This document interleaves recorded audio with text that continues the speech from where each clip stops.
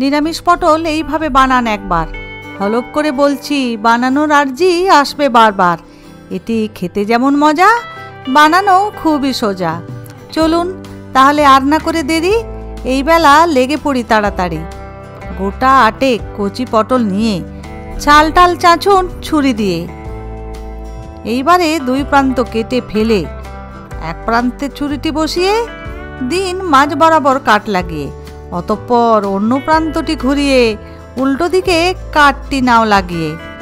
সব কটা পটল এইভাবে সার্জারি হলে সব কটাকে গামলার জলে দাও ফেলে।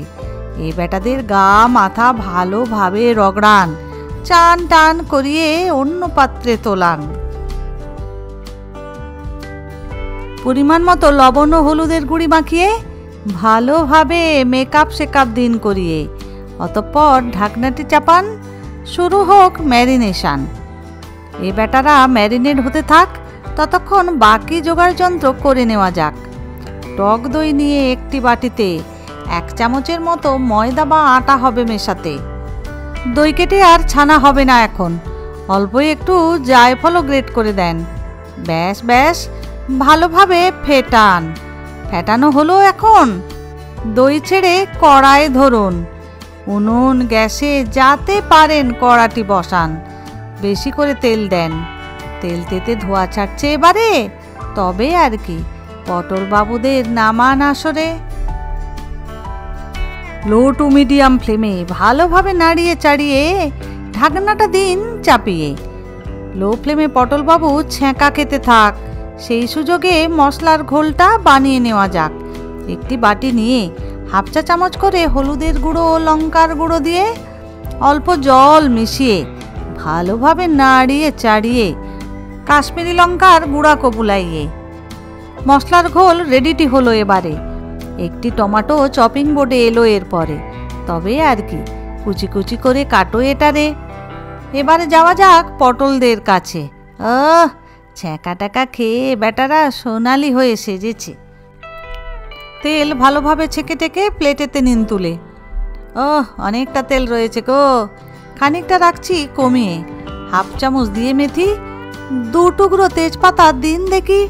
ছোট এলাচ লবঙ্গ দালচিনিও নামাও। খুন্তিটি দিয়ে সবাইকে লো টু মিডিয়াম ফ্লেমে খোঁচাও। যখন মেথি ভাজার খুশবু নাকেতে পাইবু, তখন টমেটো কুচিরা এলো হেলে দুলে। অল্প খানিক নেড়ে চেড়ে লবণ ভায়া এলো চলে। টমেটোরা নরম হলে আদা বাটা ও মশলার ঘোল এলো চলে। অল্প মশলার বাটি ধোয়া জল দিচ্ছি ঢেলে। অতঃপর খুন্তির চালু করে খুন্তানি সবাইকে কষানো শুরু করো দেখিনি। মশলাটা কষা হয়ে তেল তেল ছেড়ে দিলে ফ্যাটানো টক দই নামাও সবার ঘাড়ে।